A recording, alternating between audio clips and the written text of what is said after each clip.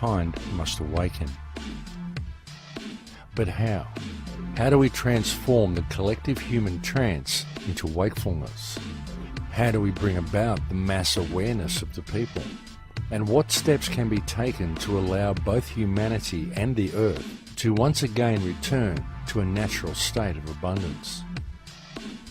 Clearly, the first step is for people to understand and accept the truth regarding the current condition of mankind and the urgency of addressing the situation we are faced with. But even when people know the truth, as many do, most are simply waiting for social or financial Armageddon, waiting for December 21st, 2012, waiting for ascension or waiting for the rapture. And due to this lack of positive and decisive action, while people wait for redemption to be delivered to them via an outside source, the destructive machine of modern civilization continues to grind slowly forward towards its inevitable conclusion.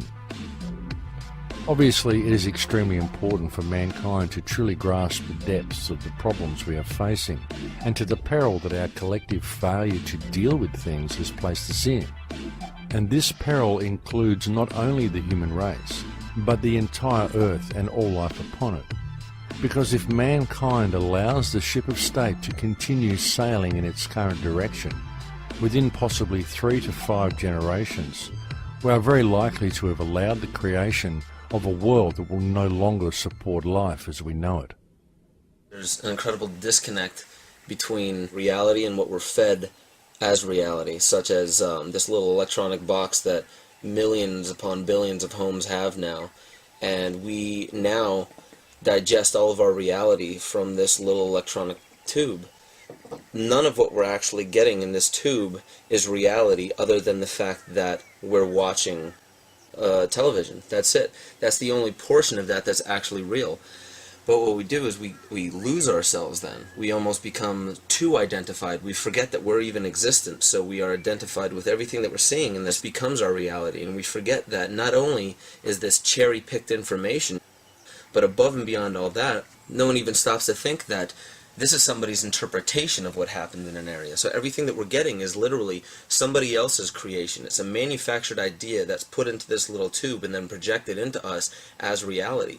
And that now is the basis for how we act in our society. So the way we dress, the way we talk, what we do, what we're afraid of, what we're attracted to, what we want to drive, the house that we want, the money, all of these things are driven by somebody else's perception. They're driven mostly by wants of other people, and they arrived at those wants from other people. And it all comes back to really just the fundamental basis that none of this is reality. It's manufactured. It's not really pertinent to our life. It's not really profound. There's really no importance to it. We're just applying value to it because all of these things, the clothing and the cars and the job and the money in the bank account and why we want this job, we don't even understand why anymore because we relate all of our wants, all of our desires to what these other people want and what they desire.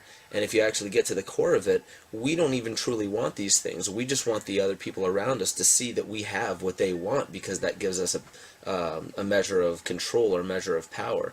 And it all boils down to a level of security. And that's all that all of this really is the fact that people are following these fashions they don't understand. They're following these ideals that they don't understand. They're doing it because they want to fit into some identity that they're eventually creating for themselves to be the most secure, the most powerful, the most prominent, the most beautiful, the most affluent person in that field, so that everybody else around will give that person support because they want to be near you. And that's all it is. We just want this closeness. We want this connection with people.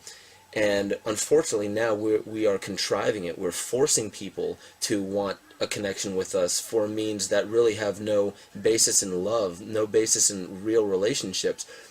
So all of our relationships are based upon power and fear and based upon manipulation and lies and trying to get this and trying to get that. And none of it's true interaction anymore. Science is great with all the beautiful technologies, but many of the problems we are trying to solve, we created. If things stay as usual, if business stays as usual, then we have about 100 years of life on this planet. But if you think there is hope, then we have to start taking action right now.